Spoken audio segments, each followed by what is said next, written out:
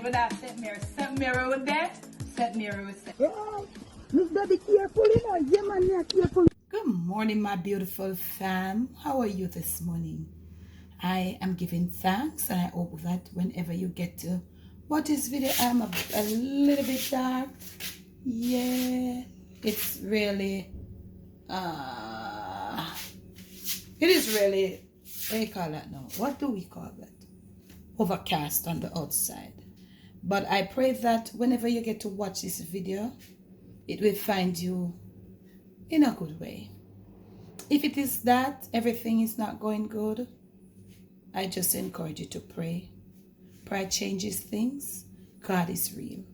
If it is that you're going through some tedious times, whatever it is, if you're having financial difficulties, if you have lost a loved one, whether a child, husband or wife, relatives that you and them, you're really close to, and you're missing them and things are just not right. If it is that you're supposed to be, getting your house, you're having challenges like I'm having challenges with workmen, just remember one word: to pray.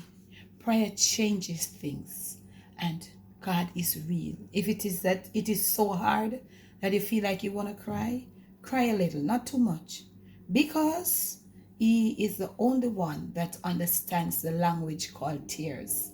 The song says tears is a language that only God understands. So you have to cry a little. Cry. Sometimes when you cry, it makes you lighter. It eases your burden. You don't want to talk and you cry. He understands. So if you can cry, cry a little. But don't cry too much to break down yourself.